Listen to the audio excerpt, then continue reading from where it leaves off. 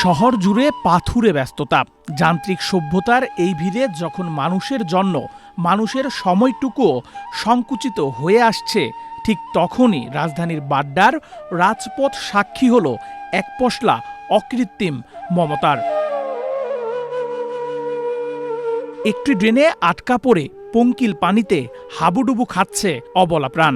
তার দুই চোখে মৃত্যুর আতঙ্ক, আর গলার স্বরে এক বুক বাঁচার আকুতি। সেই করুণ চিৎকার যেন মুহূর্তেই থামিয়ে দিল শহরের ব্যস্ত চাকা। শুরু হলো এক অন্যরকম যুদ্ধ, একটি প্রাণকে জমের দুয়ার থেকে ফিরিয়ে আনার যুদ্ধ। রূপায়ণ lake castle, welcome to the land of piece. অসহায় কুকুরটিকে দড়ি বেঁধে টেনে তোলার আপ্রাণ চেষ্টা চালালো একদল মানুষ, কিন্তু কিছুতেই কাজ হচ্ছে না। শুধু দড়ি বা কৌশল দিয়ে সম্ভব হচ্ছিল না উদ্ধার করা।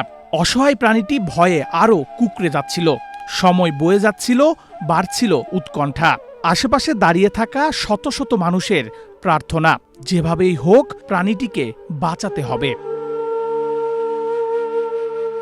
ঠিক তখনই সব ভয় আর দ্বিধা তুচ্ছ করে ত্রাত্তা হয়ে এগিয়ে এলেন এক অকুতোভয় যুবক। নাকে আসা ড্রেনের উৎকণ্ঠ গন্ধ কিংবা নোংরা আবর্জনা কোনো কিছুই তার মানবিকতাকে দমিয়ে রাখতে পারল না।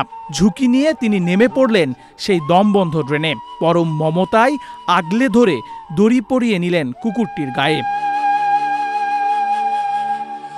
উপর থেকে তখন সাহায্যের হাত বাড়িয়ে দিলেন এক অফিসগামী যুবক। তিনি নিচু হয়ে কুকুরটির পা ধরে সজোরে টেনে তুললেন উপরে। অবশেষে আলোয় ফিরল সেই অবলা প্রাণ। মুহূর্তেই বাড্ডার সেই গুমট পরিবেশে ছড়িয়ে পড়ল স্বস্তির নিঃশ্বাস। সেখানে উপস্থিত প্রতিটি মানুষের চোখে মুখে তখন আনন্দের ঝিলিক। নেহা আহমেদ প্রান্ত, বাংলাদেশ প্রতিদিন।